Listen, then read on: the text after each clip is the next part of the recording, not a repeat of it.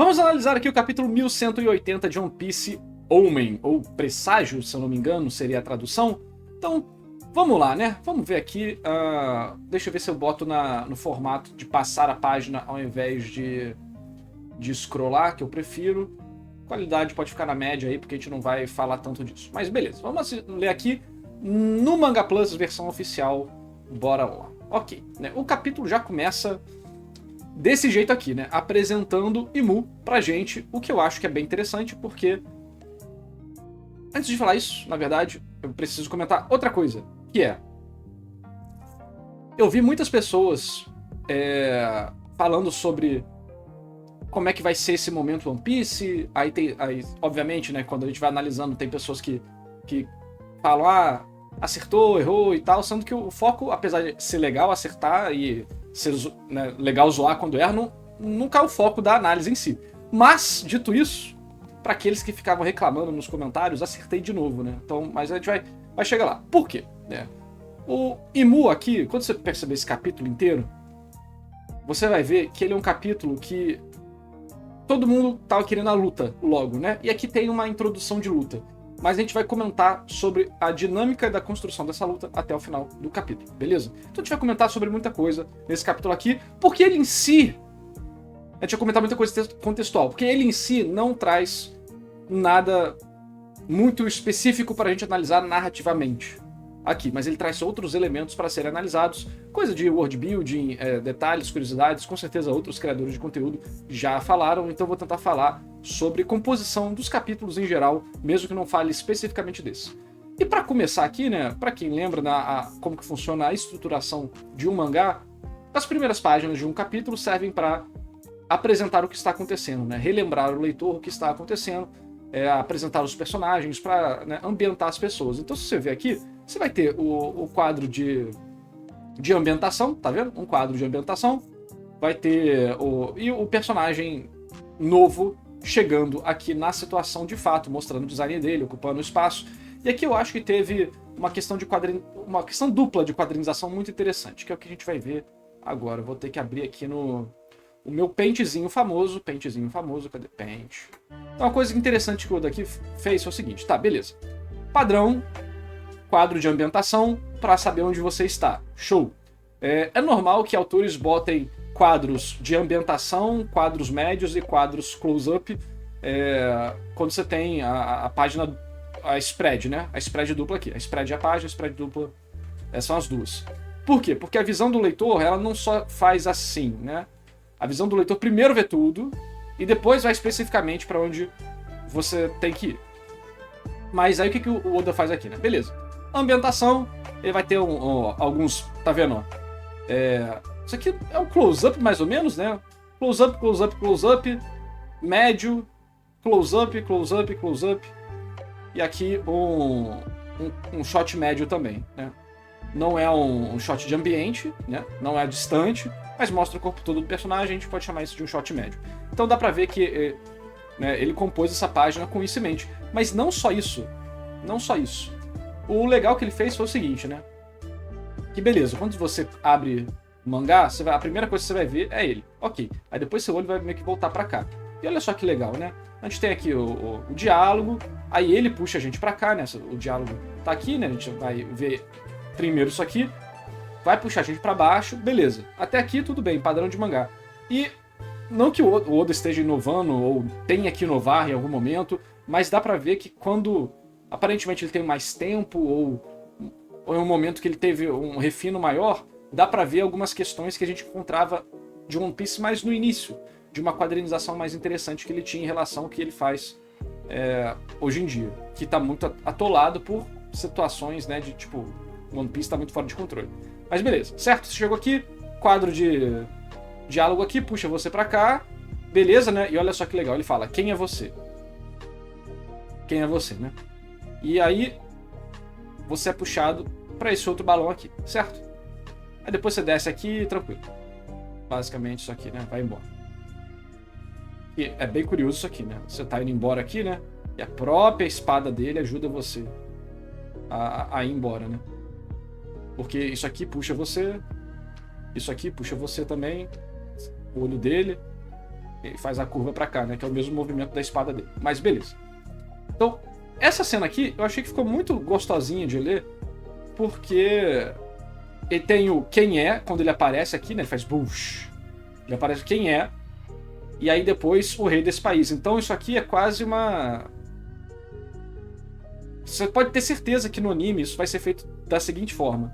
Ele aparece, ele vai falar quem é, talvez eles deem um close na parte de cima da cabeça dele assim, né? Mas aí depois, vai ter um zoom out, aquela musiquinha do tchanan, algo do tipo, né? E vai mostrar ele falando essa frase aqui, quem é o rei desse país, né? Então eu achei que foi uma página muito gostosa de ler, porque ela foi composta com os balões sendo âncoras muito bem posicionadas para você ter um deslizar na página. Então, eu gostei muito dessa página de apresentação, porque ela faz muitas coisas ao mesmo tempo, né? Além de você ter uma composição boa de shots distantes, médios e closes, você tem a apresentação do personagem de corpo todo, para a gente poder entender como que ele se movimenta e interage nas páginas. Você tem uma composição bacana, né, porque ele também te mostra onde que está acontecendo, o que está acontecendo, as casas e tal. Ele reapresenta todos esses elementos sem gastar muito tempo, né? Então é incomum você começar uma página dupla assim, abrindo um mangá, mas o Oda até que faz com certa constância. Às vezes não faz tão bem assim pros parâmetros do Oda. Lembrando que eu nunca comparo o Oda comigo mesmo, eu sou um bosta. O que eu tô falando é o Oda comparado a ele mesmo de outro momento da obra. O que acontece, né? Então, eu gostei muito de como foi essa abertura aqui, essa página aqui. Porque ela é muito bem feita e traz muitos elementos conscientes da composição de uma página bacana, entendeu? Então essa página aqui, muito boa. Só que vem um elemento curioso que a gente pode comentar. Que é o Imu, as pessoas estavam falando sobre o tamanho dele, né? Porque pegaram o tamanho da janela, o tamanho de Imu, isso aqui já é colossal, logo o Imu é do tamanho do Loki maior ou um pouco menor do que o Loki, e acabou que não se demonstrou verdade isso, né? Mas, gente, Oda proporções. Nunca usem Oda proporções como argumento para as coisas. Mas, beleza. Então, página inicial muito boa e a apresentação continua, né? A apresentação aqui vai ser 2 ou 3 páginas. Não vai ser mais do que isso, porque o capítulo tem 16 páginas, então você precisa se organizar direitinho. E aqui a gente pode ver que a continuação da apresentação se dá pelo quê? Se dá pelas capacidades de Imu, né? A gente vê aqui ele fazendo uma velocidade absurda, né? Pra cortar os dedos da Gerd, sei lá, acho que é o nome dela, né? É Gerd. E isso ajuda a gente a ter uma noção das capacidades dele. Então você tem o ambiente, o personagem e as capacidades dele apresentadas logo no início de forma impactante, que faz uma valorização pro personagem. Bacana, né? Isso é bem legal. Agora, uma coisa que a gente pode comentar também é o senso de perigo. Muitas pessoas têm reclamado que o senso de perigo em One Piece já desapareceu. Eu acho que é um problema, está ocorrendo algo parecido com isso mesmo, só que eu não acho que desapareceu totalmente, apesar de que está bem menor do que antes. Senso de perigo em One Piece nunca existiu tanto assim, mas hoje em dia está numa situação pior do que o normal. Eu concordo. Então eu fico curioso para saber o que acontecerá com os dedos dessa personagem, se eles serão costurados e resolvidos como se nada tivesse acontecido, foi só valor de choque, ou se de fato teremos alguma consequência aqui.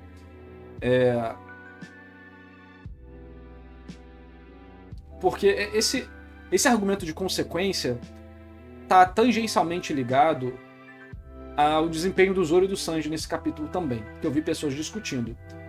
E a gente já vai falar deles. Porque antes tem mais um quadro que eu gostaria de destacar de quadrinização legal do Oda, que é essa parte aqui.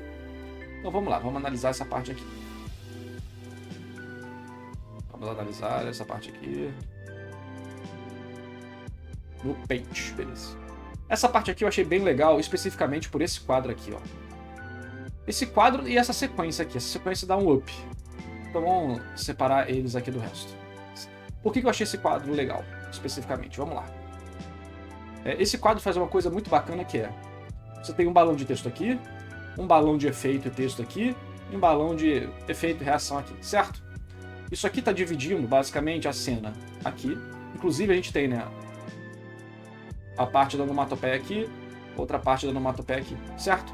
Então o que o Oda tá fazendo aqui? Ele tá dividindo isso aqui em 3 momentos do tempo.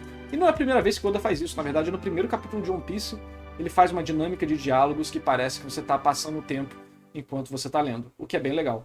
E aqui ele vai fazer algo bem parecido. Então, vamos voltar aqui, né? Isso aqui, isso aqui, isso aqui. Ele divide aqui e divide aqui. E o que tá no meio? Imo, certo? E o que tá acontecendo? O corte da perna. Então ele fala, não sabemos do que ele é capaz, e ele dá um chutão no Harujin, e quando ele faz isso, puxa, a perna dele é cortada. Então esse quadro aqui tem uma sensação de movimento bem bacana. Então, pontos pro Oda, mandou bem, mandou bem. Eu adoro ler mangá que tem uma quadrinização bem feita, quadros compostos de formas interessantes. Então, isso aqui, né, vai ser trabalhado também. Vamos alinhar, na verdade, aqui com exatamente o que o Oda alinhou, que a gente vai poder ver como que ele fez, ó. Isso aqui, vou deixar mais grosso aqui. Isso aqui, olha só. E isso aqui. Será que o que eu tô falando é maluquice ou é realidade? Cara, pergunta pro Oda. Tá aqui ó, a resposta.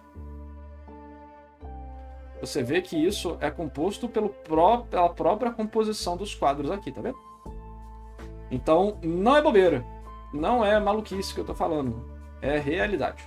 É a quadrinização do Oda mandando muito bem, o que torna a leitura do capítulo algo mais interessante do que outros capítulos de One Piece.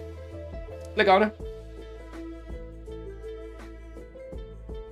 Legal como que ele divide entre a cena, né? Cena 1, cena 2, cena 3.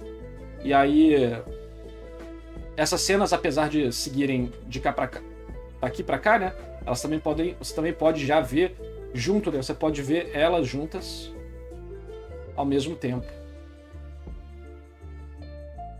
Então você pode ver isso e descer pra cá. Aí você vê isso e desce pra cá. Aí você vê isso e desce pra cá. Você também pode fazer isso. Porque essas cenas aqui são meio que close-ups do que tá acontecendo levemente no futuro, né? Ou até no próprio presente. É, levemente no futuro, imagino, tipo meio segundo, alguma coisa assim. Então isso faz com que, mesmo que você não entenda de quadrinização, quando você lê o capítulo, você fala, não, foi gostoso de ler. Entendeu? Então, gostei também dessa parte aqui, me deixa bem satisfeito na hora de ler o capítulo. Então, voltando aqui... Cadê? Voltando aqui, a parte do Zoro vai ser um elemento, e do Sanji vai ser um elemento para a gente conversar, porque traz algumas questões de percepção da comunidade que são as seguintes. Novamente fica a pergunta, né? Será que vai ter consequência mesmo? Essa perna arrancada ou não significará nada? Mas o que eu tô falando do Zoro e do Sanji é o seguinte. Eu vi gente comentando, o Zoro e o Sanji foram solados, igual o Busha. Caraca, parabéns às asas do futuro rei dos piratas. Falando que os personagens tiveram uma participação patética e é uma junção de reclamação da própria percepção do fã em relação ao personagem, tipo, o Megumi e o Fushiguro não veem isso nenhuma luta, né? Mas também uma sensação de, tipo, o personagem foi mal aproveitado na obra. Isso é algo que o autor tem que saber balancear, porque o fã é fã e ele vai sentir essas coisas, mas também eu acho que às vezes o fã acaba perdendo a linha em certos momentos. Por quê? O que o fã gostaria aqui? Gostaria que a gente tivesse uma luta mais desenvolvida para o Zoro e para o Sanji, nesse ponto? Imagino que seja algo parecido com isso, né? O desejo dos fãs dos personagens e o desejo da galera do power scaling, do combate e tal. Só que isso entra em conflito com a progressão narrativa do capítulo e dos capítulos.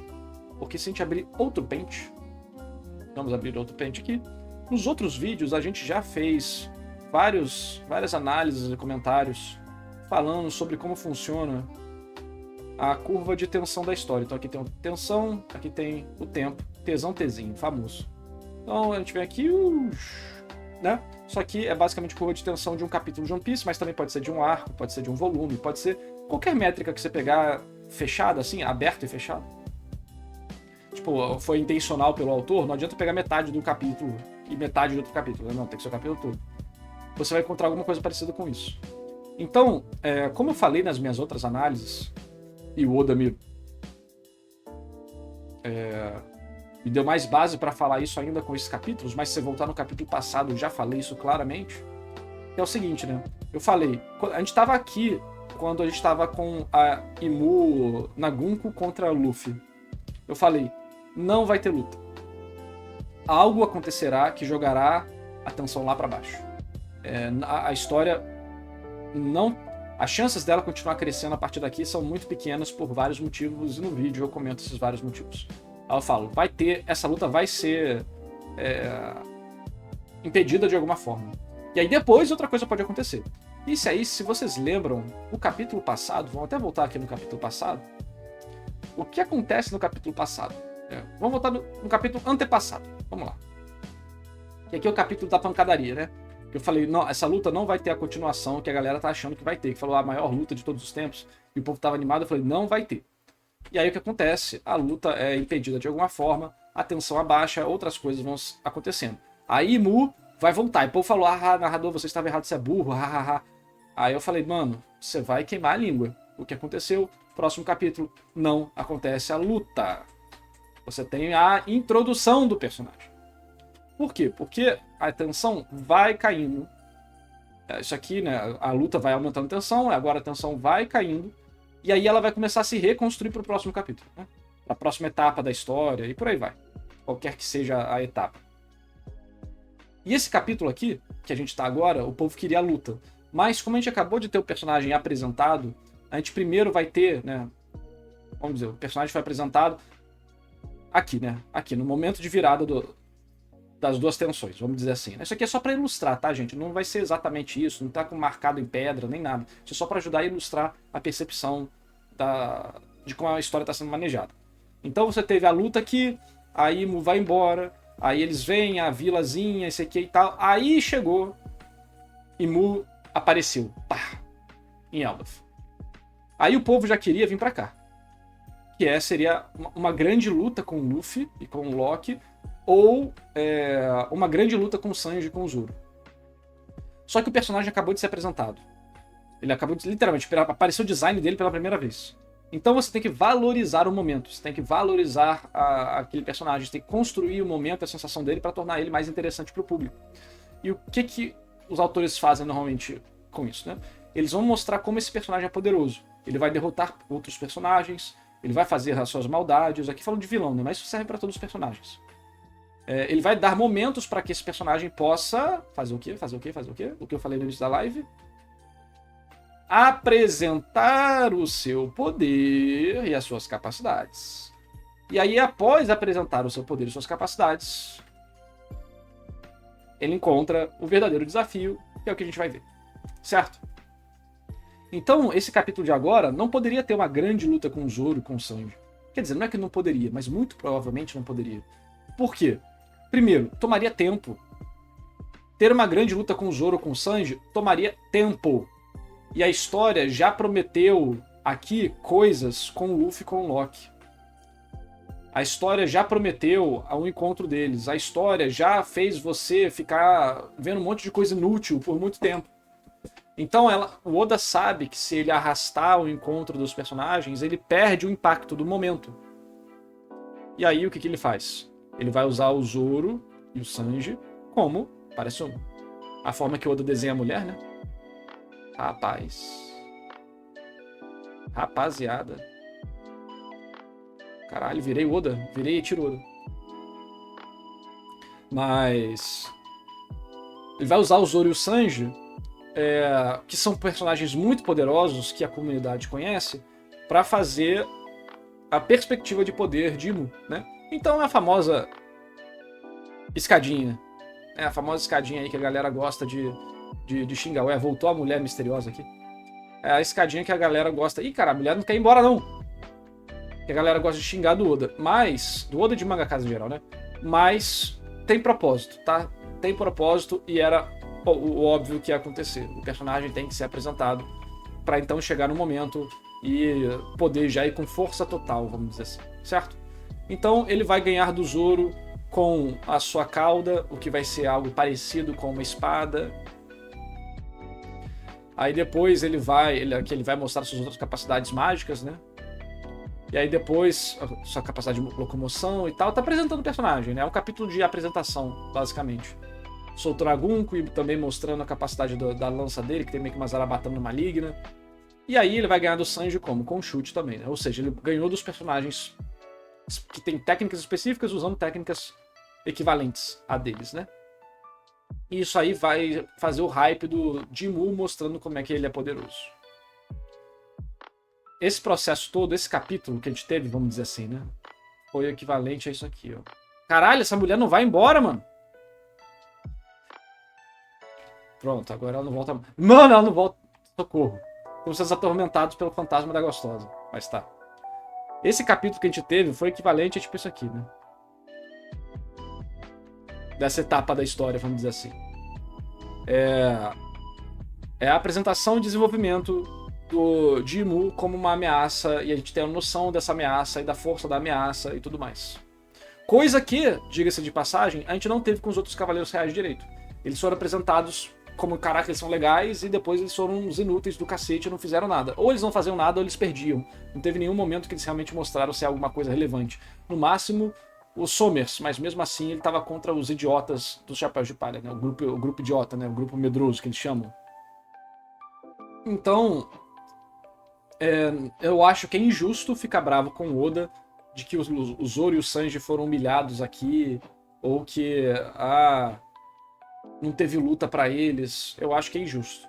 Porque botar isso na história, primeiro, né, ia aumentar muito o tempo dela, ia atrapalhar toda a administração do arco, mas mais do que isso, não existe conexão entre eles. Não existe conexão entre Mu, Zoro e Sanji. Não existe motivo narrativo para eles lutarem do ponto de vista emocional, né? Então seria só perda de tempo. É melhor que essas lutas não existam. Dentro do ponto de vista da construção do capítulo, né? A história de One Piece tá tomando um rumo legal, não tô acompanhando. Cara, vai variar muito do que você gosta. Tem coisas legais e tem coisas que eu não tô gostando. Tem gente que tá odiando, tem gente que tá amando. Eu tô no meio termo. Mas isso é pra mostrar que Mu é bom e tudo? É mais ou menos isso que a gente falou. Mas não necessariamente pra fazer um contraste com eu sou bom porque eu tenho companheiros e tal. Não necessariamente. Pode ser? Pode ser. Mas aqui eu tô falando puramente da execução técnica, não da execução temática, tá? Parte de tema de One Piece e lore e tal, outros criadores de conteúdo vão falar. Minha pegada com One Piece é outra, porque eu não tenho o tempo de adentrar tão fundo assim em One Piece. Então assim, esse é um capítulo que ele me agradou bem na quadrinização, tá? Eu fiquei até impressionado que normalmente o Oda, nesses últimos tempos, ele não tem feito quadrinizações tão... Últimos tempos, últimos anos, né? Sendo sincero, que tivemos quadrinizações muito boas nos últimos meses. Mas esse capítulo aqui em especial foi bem bacana, eu gostei do uso dele. Nessa página aqui também, em questão de ação e passagem de tempo. Tipo, olha só coisas doidas acontecendo no combate. Tem a famosa imagem do Zoro gozado aqui que estão falando no Twitter. Apresentou habilidade nova. Então assim, eu gostei do capítulo desse ponto de vista. Eu não senti nada emocional no capítulo, porque eu não estou envolvido com o Imu. Pra mim, o melhor vilão de One Piece permanece sendo o Doflamingo. Ele é um vilão que eu gosto de verdade. Os outros eu aceito, quer dizer, pós-Doflamingo, né? Os outros eu aceito. Kaido e qualquer outro aí. O Orochi é um ótimo personagem também, mas o Orochi é feito pra você detestar, né? E é muito bem feito em relação a isso. E aí, enfim, a gente tem um final aqui com a apresentação do Loki. E, gente, olha a diferença de tamanho dos caras, né?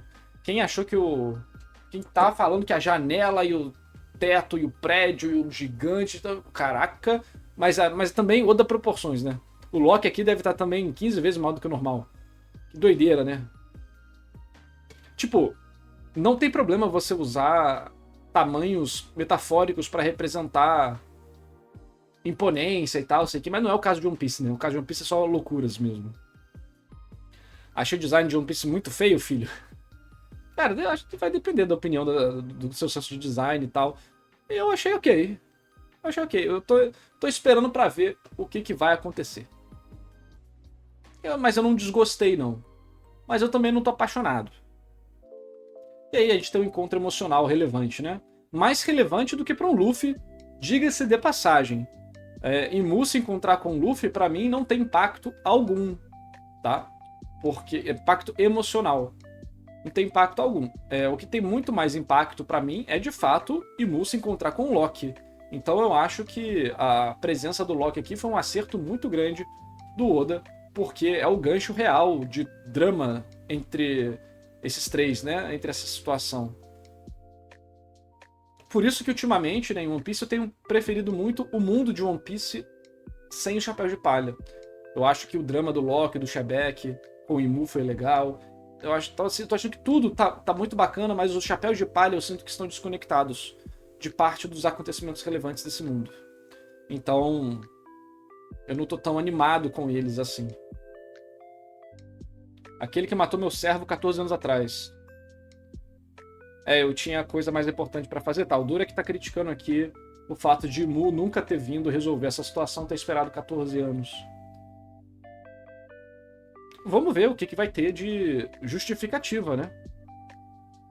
É porque aparentemente Imu não pode simplesmente sair de Marijoa. Ele começou tossindo, ele parece que tem alguma conexão ou fraqueza. A gente vai descobrir conforme vai acontecer. Eu acho que tem espaço ainda pra esperar uma justificativa, tá? E aí aqui tem um espaço pro Oda fazer algo bem interessante, que é o seguinte. Por que Imu tá ligando pra um servo de 14 anos atrás? Era só porque era um gigante? Ou a gente vai ter uma sensação deturpada de companheirismo? Porque do Flamengo foi, indiretamente, algo parecido.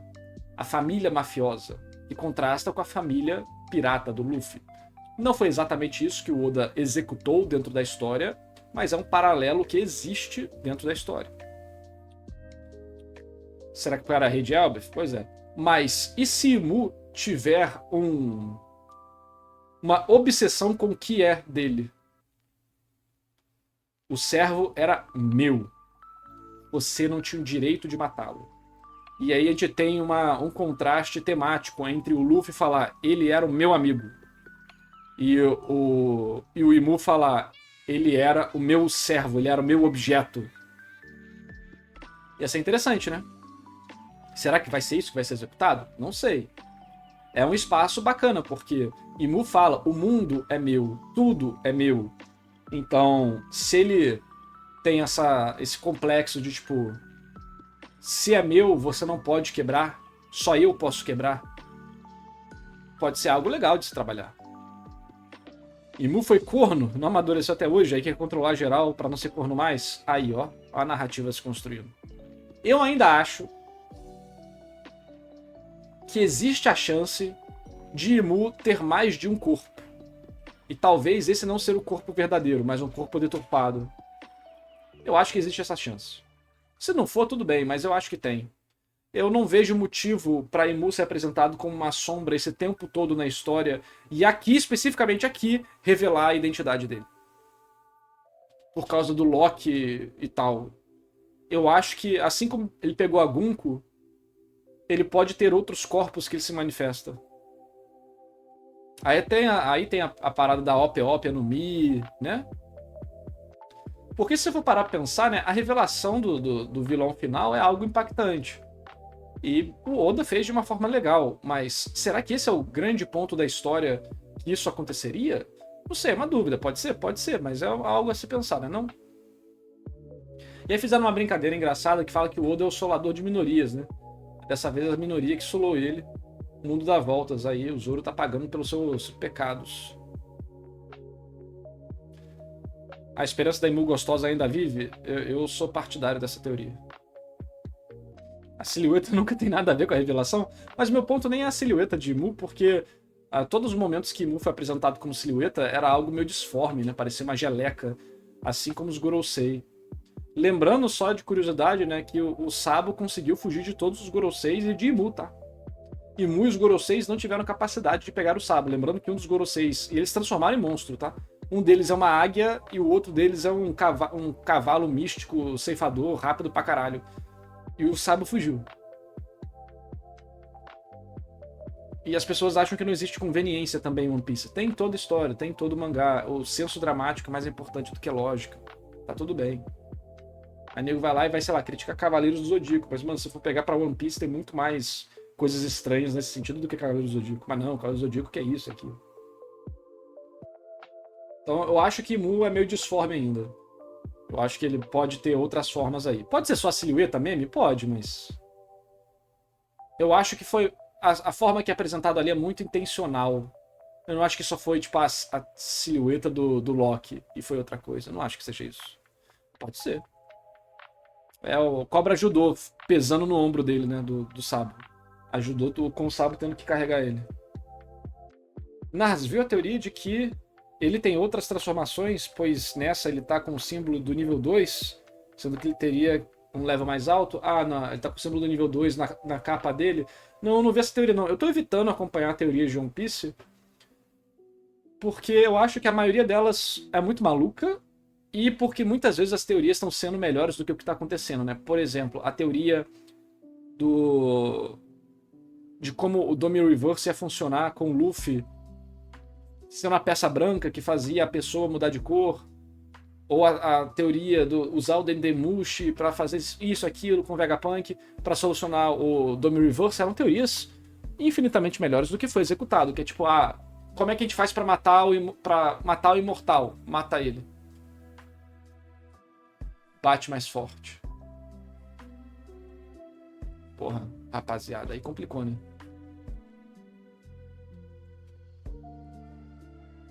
Então, soco tapa do Chopper. E aí o drama, a parada do Chopper também só foi pra debaixo da terra, né? Daqui 100 capítulos ele explica o que aconteceu. Então, assim, eu nem quero... Eu acho que às vezes as pessoas também, assim... Apesar de eu ter preferido as teorias, eu falei para os respectivos teoristas, ou para quem apresentou a teoria, eu falei, eu não acho que vai ser isso. Eu não acho que vai ser isso por causa de X, Y, Z. Eu falei a estrutura do capítulo, o ritmo da história, a composição do drama dos personagens. Que falou, vai ter também Loki versus Luffy. Eu falei, não, eu não acho que vai ter por causa disso, disso, disso, disso. E exatamente o que eu falei aconteceu. Mas, então assim, eu não sou do tipo que lê a teoria e quando a teoria não acontece, fica puto. Porque às vezes a pessoa, ela lê a teoria e aí ela começa a discutir na teoria para defender a teoria e aí vira um negócio meio de honra, de tipo, não, eu tenho que estar certo. E eu não ligo disso com teoria, por exemplo. Então não me afeta eu gostar de uma teoria ou ler a teoria e não acontecer, tudo bem. Mas ficar lendo muita teoria, eu acho que eventualmente você pode, pra mim, né? Eu não vou ficar bravo, mas eu posso perder certas surpresas, né? Porque a galera também, apesar de errar muito, a galera também acerta muito. Então, pegar vários detalhes assim e tal, pra mim pode ficar tipo, pô, eu já tava esperando muita coisa. Eu tô lendo agora, tipo, será que vai acontecer na minha cabeça? Em vez de só aproveitar a surpresa. Então eu prefiro não ler. Mas eu acho que tem muita gente que acaba lendo muito e além de defender, acaba, tipo, já querendo ler pra confirmar a teoria. Então, sei lá, eu acho que a comunidade de teoria de One Piece, apesar de ser legal, eu sinto que parte dela perdeu a mão. Não de quem faz a teoria necessariamente, mas de como isso é interpretado na história. Aquela frase, foi o que? O Evandro que falou, o Derek, o Lipe, que é enche o cu de teoria. E aí fica decepcionado, né, quando eu ver a história. Mas acontece mesmo, sabe? Narras, aquela cena do Frank falando, acha que ficamos mais fortes demais que o quê? Acho que nós ficamos fortes demais, Sanji. Que você odiou, agora não seria só uma forma de pôr moral do chapéu de palha no alto pra chegar em Mu e quebrar tudo? Não, são duas cenas muito pequenas. Se o Bruno Bandeira e o Peter do Ei Nerd tivessem um filho, bastaria uma teoria. Ichigo. Ponto uma teoria e o narrativando sucumbira a falácias e hiperboles. Mano, não entendi nada, obrigado pela doação.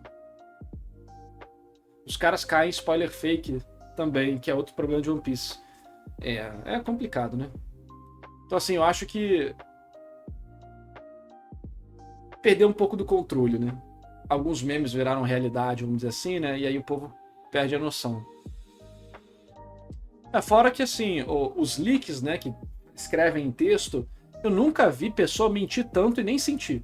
Os caras mentem, puta que pariu. A cena, sei lá, é um negocinho, os caras estouram a cena pra caralho. É porque eu incentivo, né, ganhar like, essas coisas assim. Eu não leio leak, eu não leio prévia, eu leio o capítulo quando ele sai. No máximo eu leio o capítulo quando sai antes do Manga Plus, né? Mas eu quero ler o capítulo, não quero ler alguém contando o capítulo, pô, pelo amor de Deus. Isso perde toda a experiência, né? Spoiler escrito é coisa de maluco, concordo. Tem esse meme na comunidade, nessa página dupla incrível. Porra, falada, fica quieto, fica quieto. Tem um rosto na auréola do Imu. Página 7. 1, 2, 3, 4, 5, 6, 7. Um rosto? Um rosto aonde, Jesus? Aqui? Você está querendo dizer essa 7.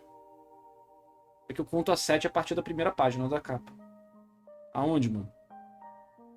Que rosto, mano? Vocês estão vendo coisa onde não existe, cara. Igual o olho aberto do Zoro, que era por causa de inteligência artificial, mano.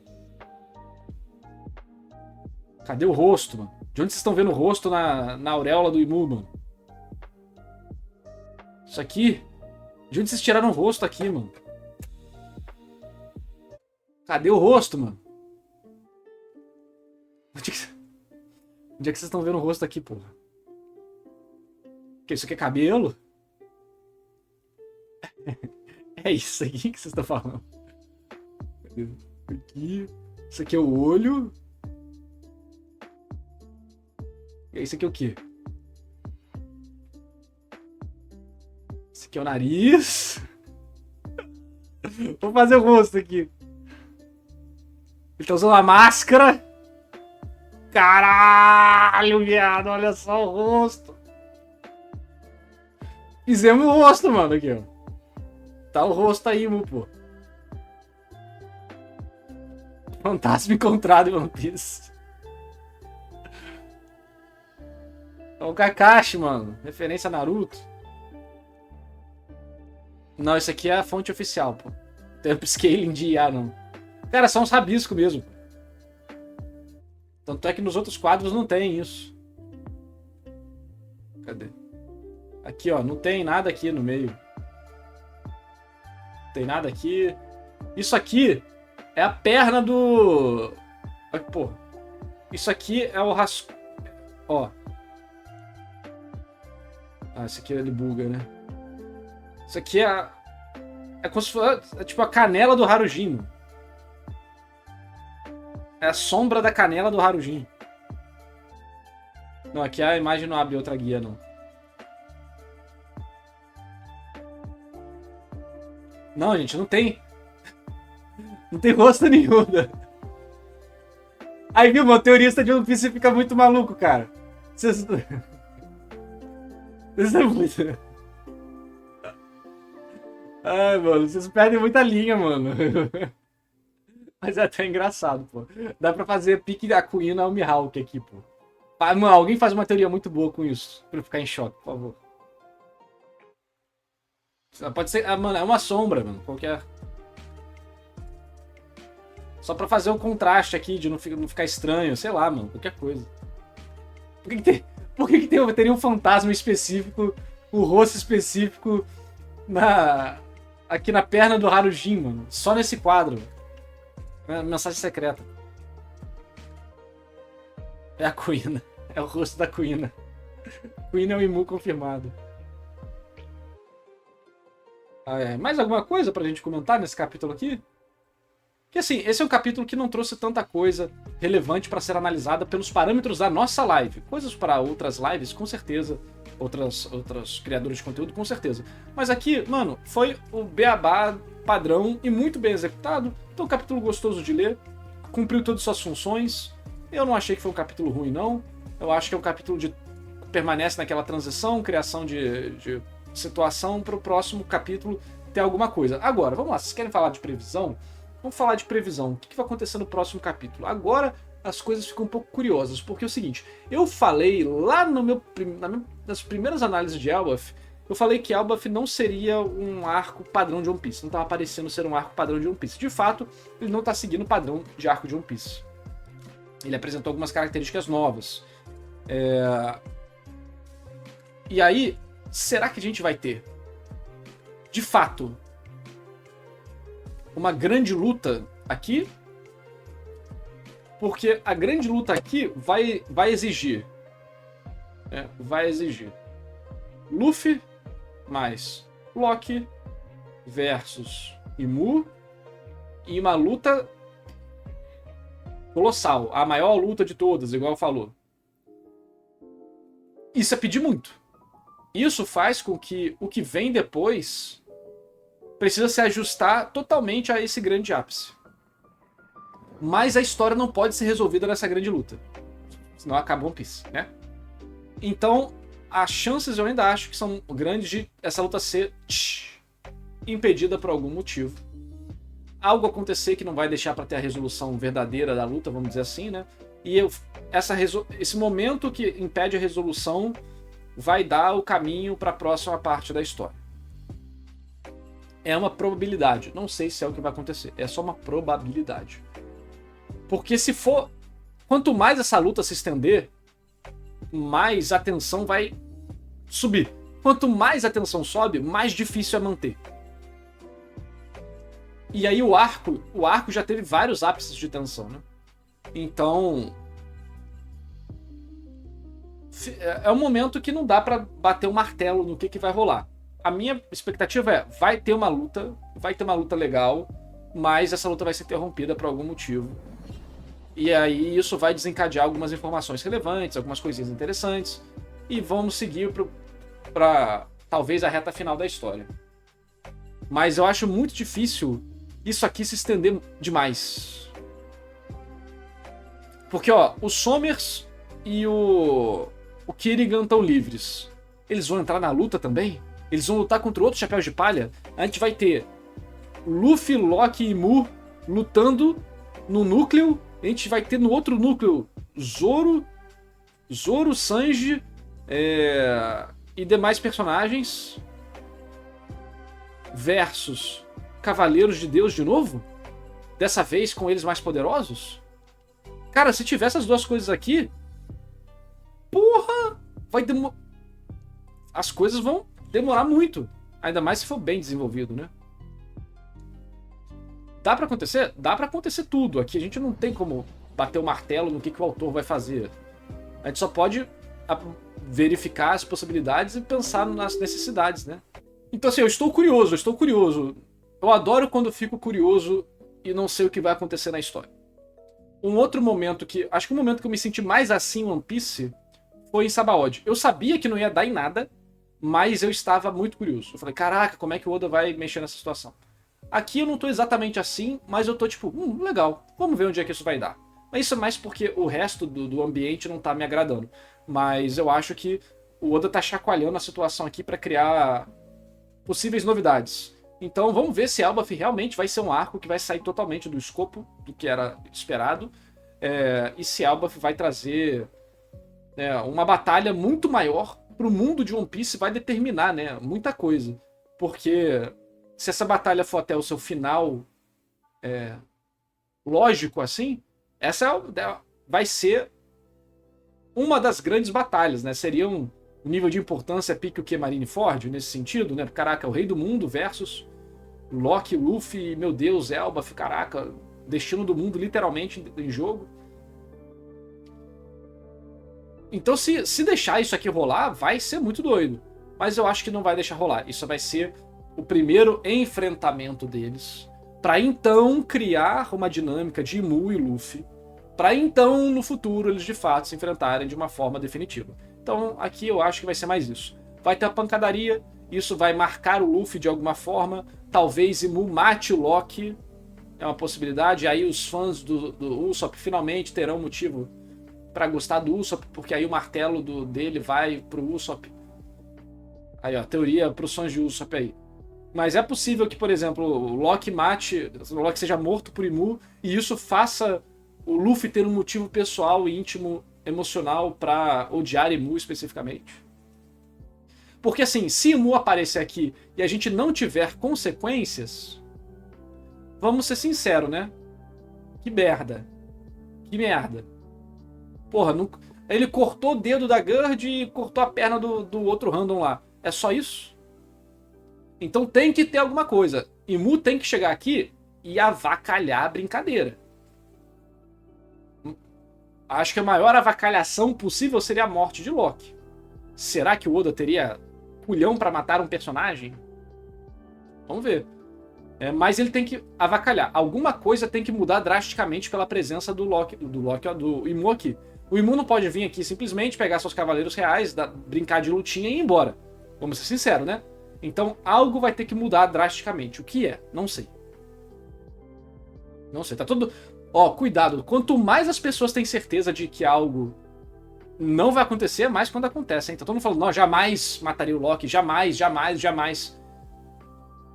Exatamente, brincando com isso, né? Exatamente, se acontecer, vai ser um grande momento marcante, impressionante, que deixará todo mundo em choque. Poucas coisas são mais valiosas para um autor do que isso. Destruir o martelo do Loki? Pode ser, mas e daí o martelo do Loki, né? Imu tem que marcar, tem que fazer alguma coisa que vai alterar para sempre a situação. Na época, geral tinha certeza que o Ace ia viver depois que o Luffy libertou ele. Aí, ótimo exemplo. E assim, mas o dragão aparece no mural. Foda-se. Desde quando uma coisa tem a ver com a outra? Foda-se que o dragão tá no mural, porra. Não é o Loki, caralho. E pode ser exatamente uma das coisas, tipo, pô, olha só, no passado precisou de tudo isso, mas hoje estamos sem o Loki, aí o que a gente faz? Isso gera drama, gera situação, gera desvantagem para os personagens superarem, gera uma nova caça para uma Akuma no Mi, enfim, gera um monte de coisa. Então assim, o Loki teve flashback triste, teve flashback dark, teve situação, teve redenção, todo mundo reconheceu ele como o que não era o sacana que achavam que era. Depois de tudo isso, mano, como vocês acham que o Loki vai ficar nessa ilha, né? Todo mundo achava ele um merda, mas ele era, na verdade, o defensor da parada. Ele morrer ia ser um baque pra história e pra fandom e pros personagens, pra ilha, todo mundo chorando, caralho, sei que. Mano, nem o Pound morreu, o Loki não vai morrer, nem o Pel morreu, né? Vai virar Mugiwara? Não, o Loki não vira. Não vai ter mais Mugiwara, gente. Esquece. Assim, Mugiwara navegante. Não tem Mugiwara navegante mais. A história já não consegue se sustentar direito, porra. Vai ter Mugiwara honorário, né? Mugiwara estacionário, mas Mugiwara navegante não vai ter mais não. A história já não comporta isso, a menos que eles já estejam indo pra saga final. Aí pode ter os Mugiwara extra no navio. Mas se tem arco normal ainda antes, não tem como. O Oda já tá muito... sofrendo muito pra trabalhar os Mugiwaras atuais, e os Mugiwaras atuais nem terminaram de ter suas devidas construções. O Usopp e o Chopper estão abandonados, o Jinbei não foi nada, o Brook do nada ganhou desenvolvimento aqui, tem que ganhar o resto. Imagina meter mais um personagem no meio disso aí. Tá maluco? Nars, a última vez que você acreditou em ter Mugiwara novo era pra ser o Yamato? Não, eu sempre falei que Yamato não seria Mugiwara. Sempre falei. Eu falei, não vai ser Mugiwara, não vai ser Mugiwara, não vai ser. Harujin vai virar o melhor rei, vai virar um rei melhor depois de ver o irmão se sacrificar pela ilha, e aí não vai ter o filho legítimo também pra pegar o trono, né? Vai ter só o filho bastardo. Então, será que vai ser isso? Não sei. Não tô batendo martelo em nada. Mas, a pergunta que fica é, no que Imu vai marcar nesse arco? A sua aparição tem que ser seguida de um grande feito. Senão você desvaloriza o personagem, igual o Oda desvalorizou vários outros aí, por exemplo, os Cavaleiros de Deus. E aí? fica aí a pergunta pra você no chat do YouTube. Me diz a sua opinião aqui. Você acha que o Loki vai viver, vai morrer? Gostou do capítulo? Eu achei que foi um capítulo bacana. Eu ainda tô muito distante de Mu. Quero ver como que eu vou me envolver emocionalmente com esse personagem. Talvez uma luta com o Loki e matar o Loki seja uma possibilidade. Então, vamos lá, continuar discutindo, conversando. Espero que vocês tenham gostado da análise. Tamo junto, dá o like aí, se inscreve. Valeu e falou! Gente, that's it. Eu vou ter que dar rolê agora. Fui invocado pela minha namorada para dar um rolê.